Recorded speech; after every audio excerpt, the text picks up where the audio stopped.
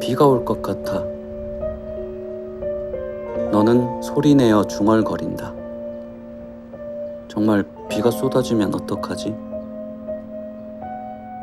너는 눈을 가늘게 뜨고 도청 앞 은행나무들을 지켜본다.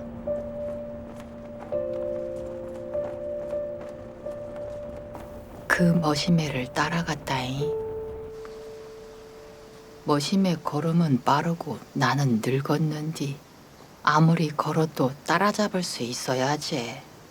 조금만 옆으로 고개를 돌려주면 옆 얼굴이 보일 것인디 아무데도 안 둘러보고 앞으로만 가야. 요새 어느 중학생이 그리 짧게 머리를 깎았냐이. 동그스름한 내 두상을 내가 아는디 분명히 너였다잉. 너희 작은 형이 물려준 교복이 너한테는 너무 컸다가 3학년 올라감수로야 겨우 몸에 맞았지. 아침에 네가 책가방을 들고 대문을 나서면 한없이 뒷모습을 보고 섞고잡게 오태가 났지. 그란디 그 머시매는 책가방은 어디다 놓고 빈손으로 훌훌 걸어가더라잉. 하얀 하복 반소매 아래 호리호리한 팔뚝이 영락없이 너였단 게. 좁은 어깨하고 길쭉한 허리하고 걸음걸이가 고라니같이 앞으로 수그러진 목이 꼭 너였단 게. 네가 나한테 한번 와준 것인디 지나가는 모습이라도 한번 보여주려고 온 것인디 늙은 내가 너를 놓쳐버렸어야. 시장통 좌판 사이로 골목골목으로 1시간을 뒤지고 댕겨도 없어야. 무릎 속이 쑤시고 어찔어찔 골이 흔들려 바닥에 주저앉았다잉. 허위만 동네 사람이라도 만나면 큰일 있게 아직 어지러도 땅을 짚고 일어섰다이.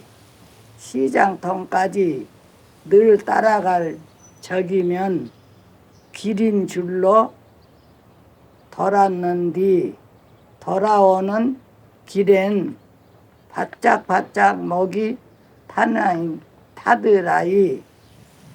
동전 하나 주머니에 안 담고 나와서 아무 가게라도 들어가 찬물 한 잔 얻어먹고 지파이 자파이 그래도 누가 비렁뱅이 노인이라고 욕할까 무서운 게 벽이 나올 때마다 손으로 지짐스로 찔룩찔목 걸어왔다이.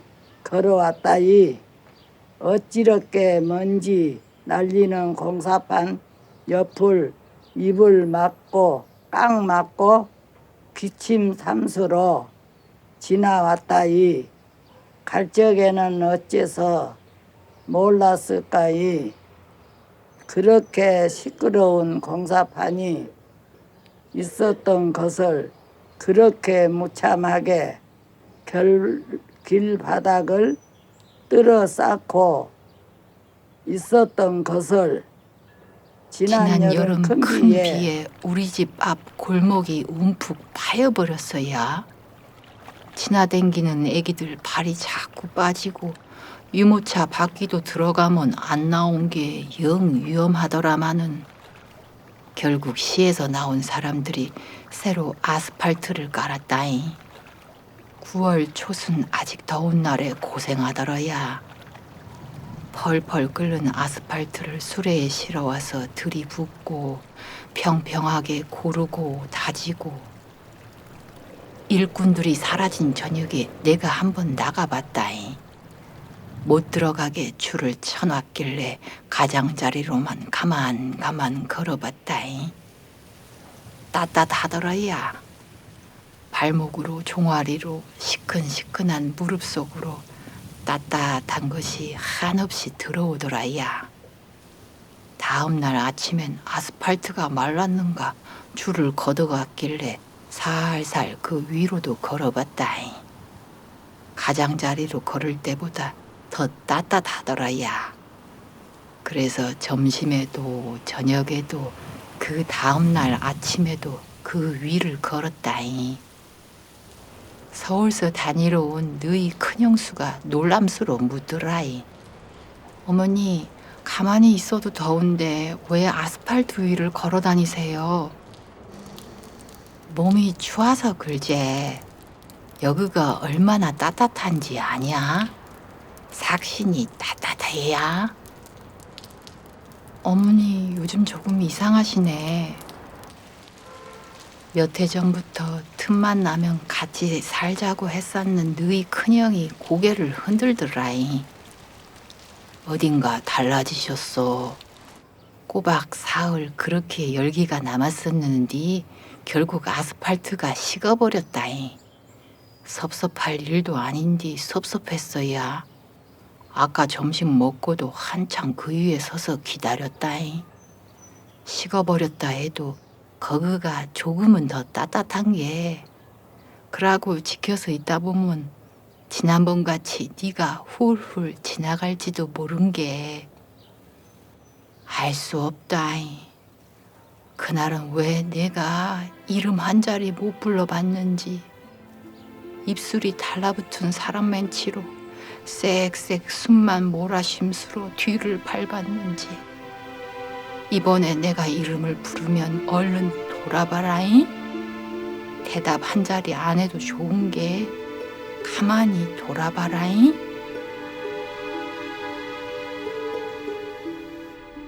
아니제. 그럴 수 없는 것을 내가 알제.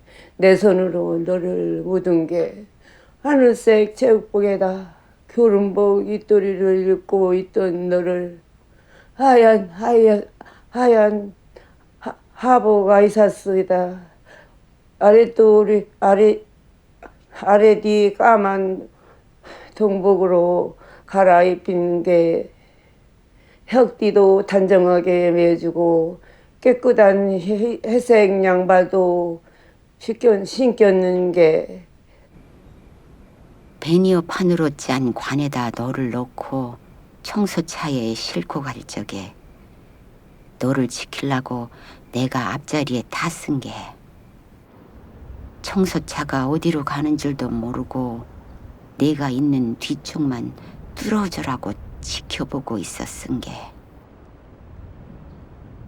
하얀 모래 언덕에 까만 옷 입은 사람 수백 명이 개미같이 간을 들고 걸어가던 것이 생각이 난다니.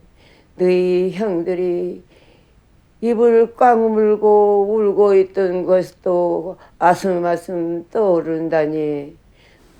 너희 아버지 생전에 나한테 하던 말이 그때 내가 울지도 않고 떼짱 옆에 풀을 한 움큼 끊어서 삼겼다던데. 삼키고는 쪼그려 앉아서 토하고 다 토하면 또 풀을 한 움큼 끊어다 씹었다던데. 근데 나는 하나도 기억이 안 나냐. 묘지로 가기 전 일만 뚜렷해야. 뚜껑 닫기 전 마지막으로 봤던 내 얼굴이 얼마나 쓰게졌던지. 내 삶이 이렇게 하였던 줄 그때 처음으로 알았다니. 나중에 너희 작은 형이 드라마는 총을 맞고 피를 너무 흘러서 내 얼굴에 그려 휘었다고. 그래서 관이 가벼웠다고. 네가 아무리 덜 컸다 해도 그렇게 관이 가벼울 수는 없었다고. 그람스러워 두 눈에 핏발이 서더라. 이 원수는 내가 갚을랍니다. 그것이 뭔 소리다냐. 깜짝 놀라서 내가 그랬다. 나라에서 죽인 동생 원수를 무슨 수로 갚는다냐. 너 가장 잘못되면 나도 따라 죽을 거이다. 그러고 30년이 흘러가도록 너하고 너희 아버지 길에 그 자석이 가만히 서서 입 다물고 있는 것을 보면 마음이 이상해야. 네가 죽은 것이 저 때문이 아닌디 왜 친구들 중에 제일 먼저 어깨가 굽고 머리가 하얗게 새었을까? 저것이 아직도 원수 갚을 생각을 하고 있단가 생각하면 가슴이 내려앉아야. 그래도 너희 큰형은 흔적 없이 밝게 지낸다잉. 한 달에 2번 각시하고 같이 내려오고 혼자도 몰래 당일로 내려와서 밥도 사주고 용돈도 주고 가까이 사는 내 작은 형보다 다정하다잉. 너희 아버지나 큰형이나 너나 허리가 길고 어깨가 수고단 내력이지야. 기름한 눈매하고 앞니 살짝 벌어진 것은 너하고 큰형이 똑같았지야. 요새도 너희 큰형이 웃음스러 토끼같이 넓적한 앞니가 드러나면 눈가에 주름은 깊이 패였어도 청년같이 순진해 보인다잉. 너희 큰형이 11살 먹었을 때 내가 태어났는데 그 자석은 그때부터 가인애 같은 머시매라서 애기가 보고 잡다고 학교만 끝나면 달려왔는데 내가 웃는 것이 이쁘다고 조심조심 목을 받지 않고는 까르르 웃을 때까지 흔들었는데 돌진한 너를 포대기로 등에 업혀주면 공중공중 마당을 도움스러 박자도 안 맞는 노래를 불렀는데 그렇게 가인애 같은 자석이 너희 작은 형하고 싸울 줄 누가 알았겠나요? 20년도 넘게 지금까장도 서로서 서먹서먹 해갖고 긴 이야기를 안 나누게 될 줄을. 너희 아버지 상 치르고 돌아와 사무제 준비할 적이었다잉. 갑자기 멋이 깨지는 소리가 나서 달려가 봤더니 27살, 32살 먹은 다 큰 머시매들이 시근거림스러 서로 멱살을 쥐고 있어야. 그 조그만 것 손잡아서 끌고 오면 되지. 몇 날 며칠 거기 있도록 너는 뭘 하고 있었냐고. 마지막 날엔 왜 어머니만 갔냐고. 말해봤자 안 들을 것 같았다니. 거기 있으면 죽을 걸 알았담서. 다 알고 있었담서. 네가 어떻게. 그랑께 너희 작은 형이 말도 아니고 뭣도 아닌 소리를 지름스러 지 형한테 달라들더니 방바닥에 넘어뜨렸다잉. 짐승매니로 울부짖으면서 말을 함께 무슨 이야기인지 뜨문뜨문하게밖에 안 들렸다잉. 형이 뭘 안다고 서울에 있었으면서 형이 뭘 안다고 그때 상황을 뭘 안다고 둘이 그 꼴로 엎치락뒤치락 하는 것을 말릴 생각도 못하고 나는 부엌으로 돌아왔다잉. 아무 생각도 하고 싶지 않은 게 아무 소리도 안 들리는 것매니로 전을 부치고 산적을 꿰고 탕을 끓였다. 인자는 아무것도 모르겠어야. 마지막 날에 내가 너를 찾아갔을 적에 네가 그리 순하게 저녁에 들어갈라요 말하지 않았더라면 어땠을까? 나는 안심을 하고 집에 가서 너희 아버지한테 그랬어야. 6시에 문 잠그고 집에 온다요. 다 같이 저녁 먹자고 약속했어. 그란디 7시가 되도록 네가 안 들어온 게 너희 작은 형하고 나하고 둘이서 집을 나섰다. 계엄이라 7시가 통금인데 그날 저녁 군대가 들어온다 한 게 귀신 그림자도 안 보이더라. 꼬박 40분을 걸어서 가본 게 상무관에는 불이 꺼지고 아무도 없어야. 도청 앞으로 간 게 총든 시민군들이 지키고 섰더라마는 우리 막내 아들을 만나봐야겠다고 사정한 게 어리디 어린 그 시민군들은 파랗게 얼굴이 굳어갖고 안 된다고, 아무도 들여보내면 안 된다고 딱 잘라 말하더라. 금방 계엄군이 탱크를 몰고 들어온다고. 위험한 게 얼른 집으로 가라고만 하더라. 제발 들어가게 해주소 하고 나는 빌었어야.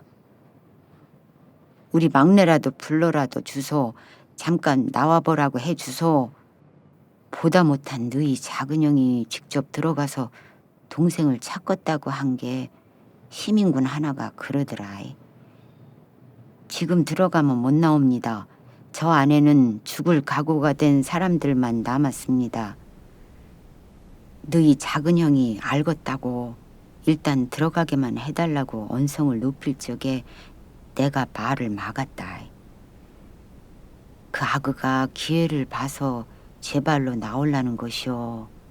분명히 나한테 약속을 했단 게. 사방이 너무 캄캄해서 내가 그렇게 말을 했다. 금방이라도 어둠 속에서 군인들이 나타날 것 같아서 그렇게 말을 했다. 이러다가 남은 아들가장 잃어버릴 것 같아서 그렇게 말을 했다. 그렇게 너를 영영 잃어버렸다.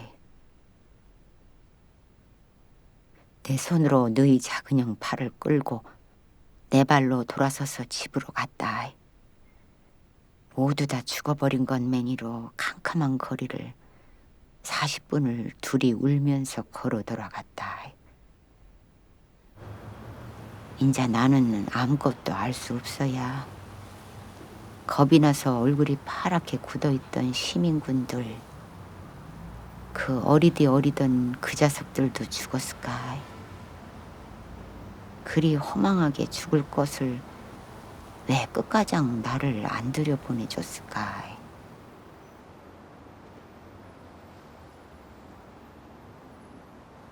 너희 형들이 왔다 가면 마음이 더 허전하게 마루에 나와서 혀를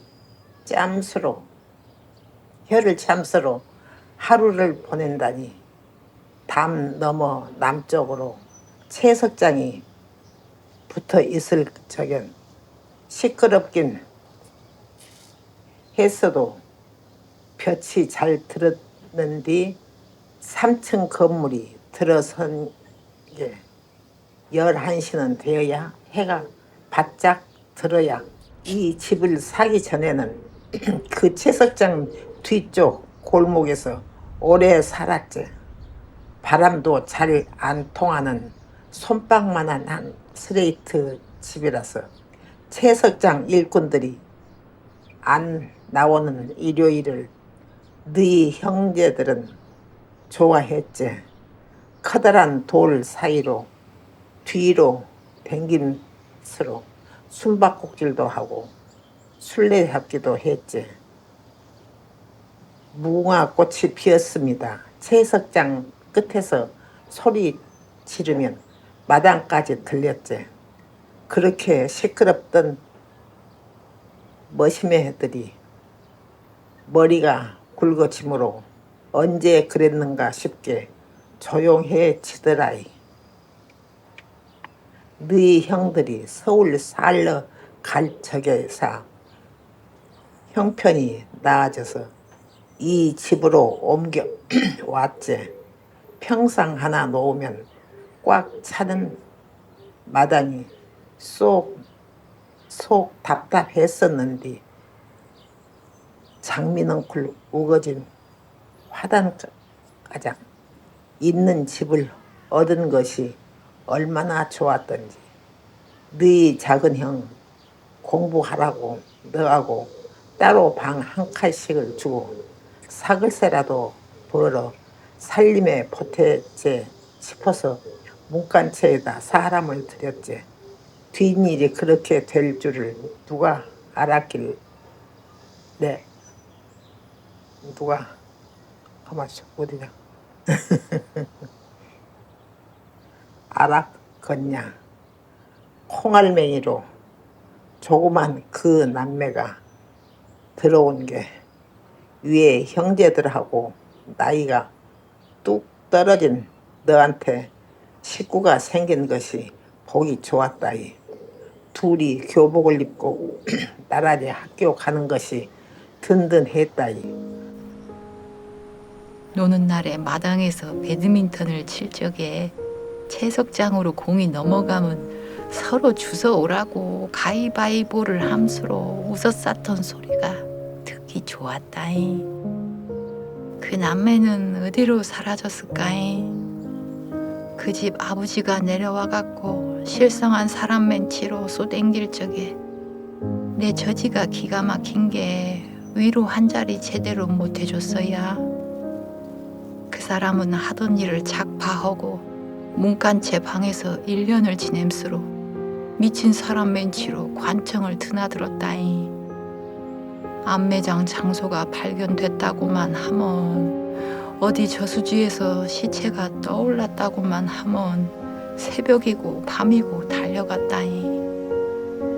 어딘가 살아있을 것이요. 분명히 살아서 둘이 같이 있을 것이요. 곤죽이 되도록 술을 먹고 부엌에 들어와 정신이 나간 것맨치로 중얼거리던 모습이 눈에 선하다이. 얼굴이 조망만하고 코가 번번한 사람이었는데 그 일이 있기 전엔 아들하고 똑같이 눈에 장난기가 반짝거렸는데 아마 그 사람은 오래 못 산 것 같아야.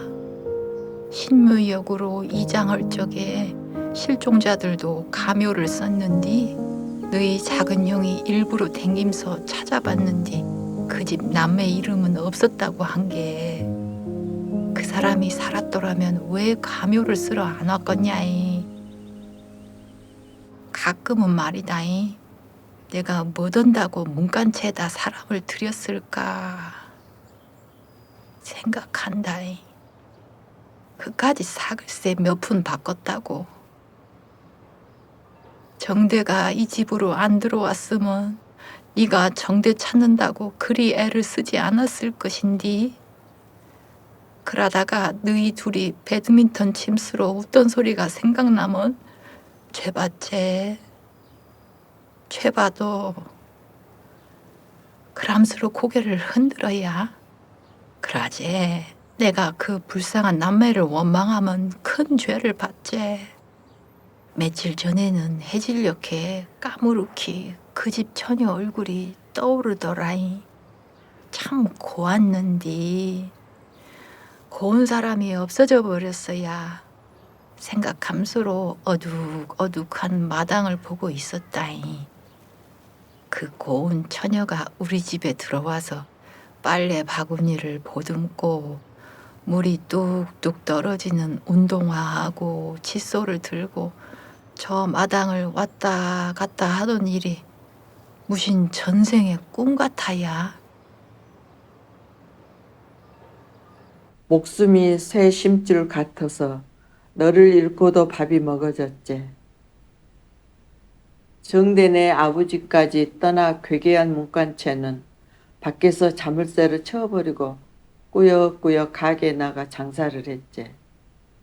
이름만 걸어놓고 얼굴도 한번 안 비쳤던 유족회에 처음 나간 것은 부회장이라는 엄마가 돌린 전화를 받고서였다이. 그 군인 대통령이 온다고, 그 살인자가 여기로 온다고 해서 내 피가 아직 안 말랐는디 안 그래도 잠 깊이 못 들고 뒤척이는 날들 뿐이었지만은 그날부터 새로 잠을 못 잤다이. 내 아버지도 잠을 못 자더라마는 평생 병치레만 하는 순한 양반이라 억지로 떼어놓고 혼자 유적회에 갔다이. 처음 보는 엄마들하고 인사를 하고 쌀집을 하는 회장 내에서 밤늦도록 현수막하고 피켓을 만들고 모자란 것은 각자 집에 가서 더 만들어 오기로 하고 헤어졌다이. 헤어질 적에 손을 잡는디 그 차갑던 살, 아무것도 속에 없는 허제비 같은 손을 맞잡고 허제비 같은 등을 문지름수로 얼굴을 들여다봤다이. 얼굴 속에도 아무것도 없고 눈 속에도 아무것도 없는 우리들이 내일 보자는 인사를 했다이. 무섭지 않았어야. 죽어도 좋다는 마음인디 무서울 것이 어디 있겠냐. 다 같이 소복을 입고 그 살인자가 탄 승용차가 오기를 기다렸다이. 정말로 아침 일찍 그놈이 나타났다이. 소리를 맞춰서 구호를 외치려던 계획은 엉망이 됐다이. 다들 울부짖고 졸도하고 머리는 헝클어지고 소복은 찢어졌다이. 현수막은 펼쳤다가 바로 뺏겼다이. 경찰서에 다 같이 끌려가 넋을 잃고 앉아있는디 우리하고 다른 곳에서 시위하기로 했던 부상자의 청년들이 잡혀 들어왔다이. 시무룩이 줄을 서서 들어오다가 우리하고 눈이 마주쳤는디 한 청년이 갑자기 울면서 소리쳤다이. 엄마들 여기서 왜 이러고 있어? 엄마들이 무슨 죄를 지었어? 그 순간 내 머릿속이 멍해졌어야. 하얗게 온 세상이 하얗게 보였어야. 찢어진 소복 치마를 걷고 탁자 위로 올라갔다이. 더듬더듬 조그만 소리로 중얼거렸어야. 맞아. 내가 무슨 죄를 지었던가? 날개가 달린 것 같이 형사들 책상 위를 공중공중 건너갔다이. 벽에 걸린 살인자 사진을 끌어내렸다이. 밟아 부순 게 발에 유리가 박혔다이. 눈물이 흐르는지도 피가 튀는지도 몰랐다이. 발에서 피가 솟은 게 형사들이 나를 병원으로 싣고 가더라야.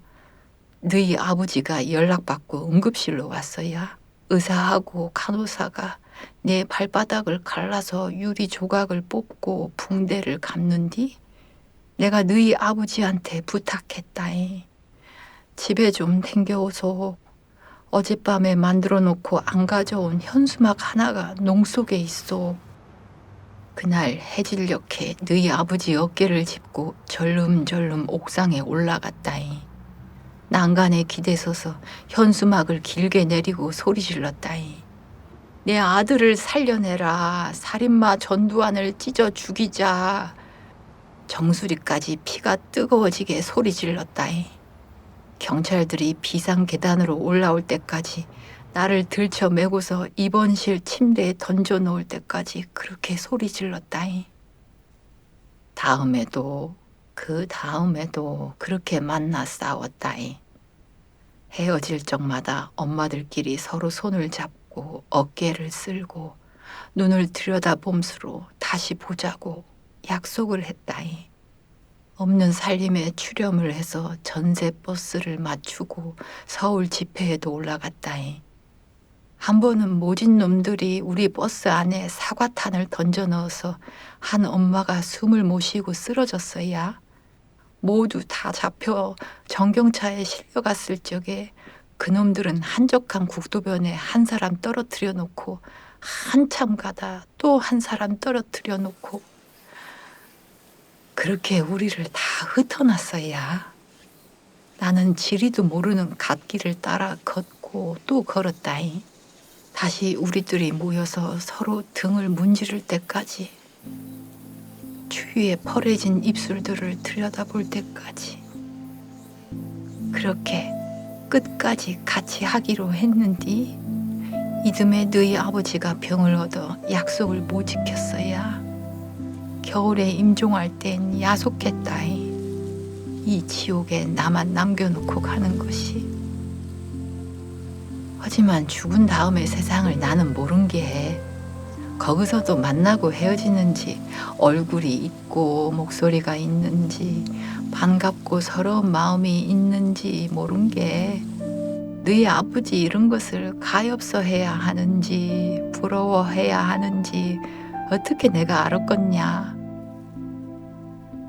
그저 겨울이 지나간 게 봄이 오더만은 봄이 오면 늘 그랬듯이 나는 다시 미치고 여름이면 지쳐서 시름시름 앓다가 가을에 겨우 숨을 쉬었다잉. 그러다 겨울에는 삭신이 얼었다잉. 아무리 무더운 여름이 다시 와도 땀이 안 나도록 뼛속까지 심장까지 차가워졌다잉. 어쨌거나 내가 30살에 막둥이 너를 낳았는데 나는 타고나기를 왼쪽 젖꼭지 모양이 이상해서 너희 형들은 잘 나오는 오른쪽 젖만 빨았는데 왼쪽 젖은 퉁퉁 붓기만 하고 애기들이 빨지 않아서 보드라운 오른쪽 젖하고 딴판으로 단단해져 버렸는데 그렇게 흉한 짝젖으로 여러 해를 살았는데 하지만 너는 달랐는데 왼쪽 젖을 물리면 물리는 대로 이상하게 생긴 젖꼭지를 순하게 빨아주었는데 그래서 두 젖이 똑같이 보드랗게 늘어졌는데 어쨌거나 젖먹이 저게 너는 유난히 방긋 웃기를 잘했는데 향긋한 노란 똥을 배 기저귀에 누웠는데 어린 짐승같이 네 발로 기어댕기고 아무거나 입속에 집어넣었는데 그러다 열이 나며 얼굴이 푸래지고 경기를 함으로 시큼한 젖을 내 가슴에다 토했는데 어쨌거나 젖을 뗄 적에 너는 손톱이 종이맨치로 얇아질 때까지 엄지손가락을 빨았는데 온나 이리 온나 손뼉치는 내 앞으로 한 발 두 발 걸음마를 떼었는데 웃음을 물고 7걸음을 걸어 나한테 안겼는데 8살 묵었을 때 네가 그랬는데 난 여름은 싫지만 여름밤이 좋아. 아무것도 아닌 그 말이 듣기 좋아서 나는 네가 시인이 될라는가 속으로 생각했는데 여름밤 마당 평상에서 너희 아버지하고 삼형제하고 같이 수박을 먹을 적에 입가에 묻은 끈끈하고 다디단 수박물을 네가 혀로 더듬어 핥을 적에 네 중학교 학생증에서 사진만 오려갖고 지갑 속에 넣어놨다. 낮이나 밤이나 텅 빈 집이지만은 아무도 찾아올 일 없는 새벽에 하얀 십자지로 여러 번 접어 싸놓은 네 얼굴을 펼쳐본다. 아무도 엿들을 사람이 없지만은 가만 부른다. 동호야. 가을비가 지나가서 하늘이 유난히 맑은 날엔 잠바 속주머니에 지갑을 넣고 무릎을 지품수로 절름절름 천변으로 내려간다. 코스모스가 색색깔로 피어있는 길, 동그랗게 또아리를 틀고 죽은 지렁이들의 쇠파리가 꿰는 길을 싸묵싸묵 걷는다. 네가 6살, 7살 묵었을 적에 한시도 가만히 안 있을 적에 너희 형들이 다 학교 가버리면 너는 심심해서 어쩔 줄을 몰랐지. 너하고 나하고 둘이서 너희 아버지가 있는 가게까지 날마다 천변길로 걸어갔지. 나무 그늘이 햇빛을 가리는 곳을 너는 싫어했지. 조그만 것이 힘도 쉬고 고집도 쉬어서 힘껏 내 손목을 밝은 쪽으로 끌었지. 숱이 좁고 가늘디 가는 머리카락 속가정 땀이 나서 반짝반짝 감수로 아픈 건 매니로 쌕쌕 숨을 몰아 쉼수로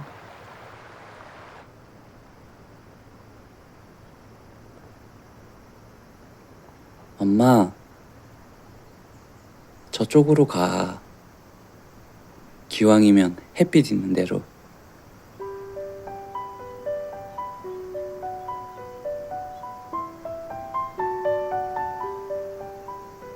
못 이기는 척 나는 한없이 네 손에 끌려 걸어갔지.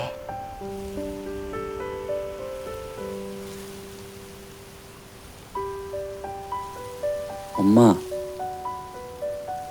저기 밝은 데는 꽃도 많이 폈네. 왜 캄캄한 데로 가? 저쪽으로 가. 꽃핀 쪽으로.